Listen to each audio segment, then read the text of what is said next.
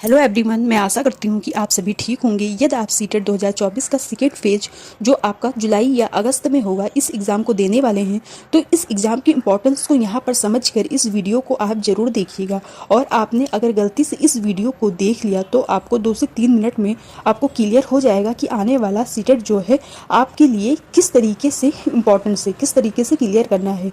Okay, तो in fact ये CTET आपका ज़्यादा महत्वपूर्ण माना गया है। तो देखिए, यहाँ पर 2 चीज़ें देखने होंगे सीटेट 2024 और 2025 में। देखिए, तो क्या है कि यहाँ पर 2024 में जो पहला फेज था वो जनवरी में हो चुका है, उसका रिजल्ट यहाँ पर आ गया है। ठीक, आप लोगों ने देखा होगा कि सीटेट का रिजल्ट 2 सालों से काफ़ी गिर गया है, इसका डिफ़िकल्टी लेवल आपका इंक्रीज हो गया है। अगर मैं 2025-2024 में जो नेक्स्ट फेज़ में जो सीटेट होने वाला है, दोनों को यहाँ पर मैं अंतर शेयर करूँगी। तो देखिए, आप लोगों ने सुना होगा कि सीटेट एग्ज़ाम यहाँ पर 2011 से जो है कंडक्ट कराया जा रहा है, और शुरुआती तौर पर क्या होता था, ये एग्ज़ाम ऑफलाइन मोड में कंडक्ट कराया जाता था। उसके बाद यानी 2019 से 2020 तक ये पेपर क्या हुआ, ऑनलाइन मोड में कराया जाने लगा, ऑनलाइन मोड में लिया गया। तो अलग अलग शिफ्ट में पेपर हुए, और कई सारे शिफ्ट के पेपर क्या होते, इजीली होते थे, और बहुत सारे शिफ्ट के पेपर डिफ़िकल्टी लेवल में आया। अब इन सभी चेंजों को देखते हुए फिर से यहाँ पर सीटेट ऑफलाइन मोड में कराया जाने लगा। अब देखिए यहाँ पर क्या अंतर आया, आप लोग को देखने को मिला होगा। ये जो 2024 का सीटेट है आप नेक्स्ट फेज़ में देने वाले हैं, ये किसके द्वारा कंडक्ट किया जाएगा, तो ये आपका सीबीएसई द्वारा कंडक्ट किया जाएगा, और सीबीएसई यहाँ पर इसे ऑफलाइन मोड में कंडक्ट कराएगी। जबकि इस सीटेट को आप बेसिकली नहीं लेते हैं और सोचते हैं कि नॉर्मल पढ़कर हम इसको दे लेंगे और काम बन जाएगा, तो ऐसा बिल्कुल भी नहीं है। और अगर आपका ये सीटेट क्लियर नहीं होगा तो नेक्स्ट सीटेट जो 2025 में होगा, चाहे फर्स्ट फेज का हो चाहे सेकंड फेज का हो, वो क्या होगा, एनटीए द्वारा कंडक्ट किया जाएगा। अब इसमें क्या अंतर होता है, इसमें अंतर आपको पेपर जो है ऑनलाइन मोड में देखने को मिलेगा। यानी कि जो सीबीएसई है वो तो ऑफलाइन कराती है, लेकिन जो एनटीए कराएगी वो आपका पेपर ऑनलाइन मोड में कराएगी। अब कई सारे कैंडिडेट ऐसे होते हैं जो ऑनलाइन मोड का भी पेपर देखा होगा, ऑफलाइन का भी देखा होगा। दोनों में अपने अपने फ़ायदे और दोनों में अपने अपने नुकसान हैं। तो कई सारे कैंडिडेट ऐसे होते हैं जो कि कंप्यूटर फ्रेंडली नहीं होते, उनको लगता है कि जब उनके सामने पेपर आएगा तो वे इजीली उसे कर लेंगे, और डर उनको कम लगता है। वहीं ऑनलाइन मोड की बात करें तो इसमें कुछ चीज़ें हैं जो साइड में आपका टाइम चल रहा होता है, आपके अंदर डर बना रहता है, बट कहीं ना कहीं इसके अपने टाइम सर्विस रहेगा। ठीक, टाइम क्या कहते हैं, सेफ रहेगा। किस तरीके से, जैसे कि आपको उमर में गोले नहीं भरने होंगे, आपने किसी क्वेश्चंस पे टिक कर दिया तो यहाँ पर सबमिट हो जाएगा। जब बल्कि ऑफलाइन में क्या होता है कि पहले क्वेश्चंस पे टिक करने होते हैं, उसके बाद आपको कहते हैं उमर भरने होते हैं, तो यहाँ पर टाइम मैनेजमेंट ज़्यादा लगता है। तो अगर आपने पिछला पेपर दिया होगा तो देखा होगा कुछ कैंडिडेट लास्ट में क्या होता है कि क्वेश्चंस ही नहीं देख पाते, क्योंकि यहाँ पे टाइम नहीं बच पाता, और सारे क्वेश्चन के जो सेक्शन होते हैं उनको पढ़ ही नहीं पाते जो लास्ट में बचे होते हैं। तो अगर आप नेक्स्ट सीटेट एग्ज़ाम की तैयारी कर रहे हैं, सबसे पहले आपको यहाँ क्लियर करना है कि जो नेक्स्ट सीटेट जुलाई अगस्त में होगा वो क्या है, वो ऑफलाइन मोड में होगा।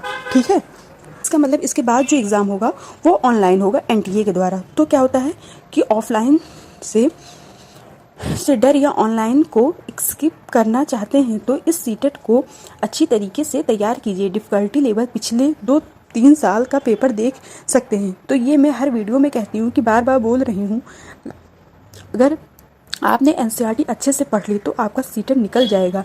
एनसीईआरटी पढ़ने के बाद आपको 2 से 3 साल के प्रीवियस ईयर क्वेश्चंस देखने होंगे। एनसीईआरटी पढ़ने के बाद भी आपको मिलेगा कि यहाँ पर क्वेश्चंस डायरेक्ट नहीं आ रहे हैं, एप्लीकेशन बेस्ड क्वेश्चंस आते हैं। अभी आप रिसेट देखे होंगे, तो अगर कोई एक्सप्लेन कर देता है तो सारे क्वेश्चंस आपको लगता है कि हमें आता है, वही जब आप कहते हैं एग्ज़ाम हॉल में देखने को मिलता है तो आप कंफ्यूज रहते हैं, आपको डिफ़िकल्ट लगता है सारे क्वेश्चंस। ओके, तो आपका जो है, अगर आप अभी से एनसीईआरटी पढ़ना शुरू कर देंगे तो आपका कंसेप्ट जो है क्लियर हो जाएगा। ओके, तो आपको डिफ़िकल्टी के अकॉर्डिंग आपका कंसेप्ट जो है वो अंडरस्टैंडिंग लेकर चलना है। तो अगर आपने अभी से एनसीईआरटी अभी से टाइमली रीड करते हैं इस अंडरस्टैंडिंग के साथ, तो इस एग्ज़ाम को फर्स्ट अटैम्प्ट में यहाँ ईजिली क्लियर कर लेंगे। तो आप मेरे बात से रिलेट कर पाएंगे कि जिनका भी जनवरी वाला सीटेट नहीं निकला तो वे यहाँ डीएसएसबी भर्ती से बाहर हो गए, साथ ही साथ बीपीएससी भर्ती से निकाले गए, जो उसमें वैकेंसी से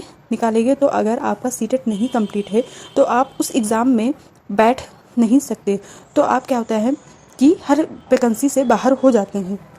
तो आप सीटेट एग्ज़ाम को यहाँ पर एक तरीके से कहीं ना कहीं टेंशन फ्री होगी, या माइंड में एक मिथ बना रखे हैं कि सीटेट को क्या है 10 दिन पढ़ोगे तो हो जाएगा, नहीं भी पढ़ोगे तो हो जाएगा।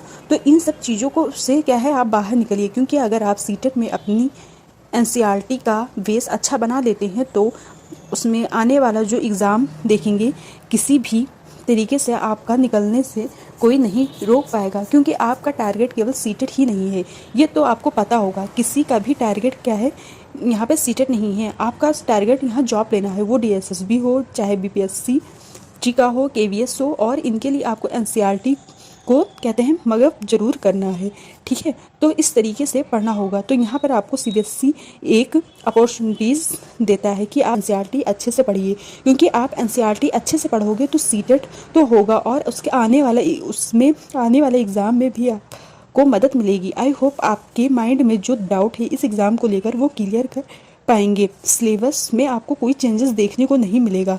हालांकि ये सीटेट इसलिए खास है क्योंकि यह सीबीएसई द्वारा इसे ऑफलाइन मोड में कंडक्ट किया जाएगा, और इसके आगे आने वाला जो सीटेट है 2025 में वो आपका ऑनलाइन मोड में कंडक्ट होगा। तो यहाँ पे दोनों को कहते हैं देखते हुए आपको मार्च के लास्ट में या अप्रैल के फर्स्ट मिड तक ये आपको एप्लीकेशंस फॉर्म फिल करने की नोटिस आ जाएगी। इसके बाद आपको पता चल जाएगा। ओके, तो क्या करिए आप सीटेट के लिए अभी से ही लग जाइए, क्योंकि आपका जो पेपर है वो क्या है जुलाई लास्ट में या अगस्त के फर्स्ट वीक तक होगा, जैसे पिछले ईयर हुआ था। ओके, तो ऐसे ही न्यूज़ पाने के लिए मेरे वीडियो को लाइक एंड शेयर करें। Okay, thank you.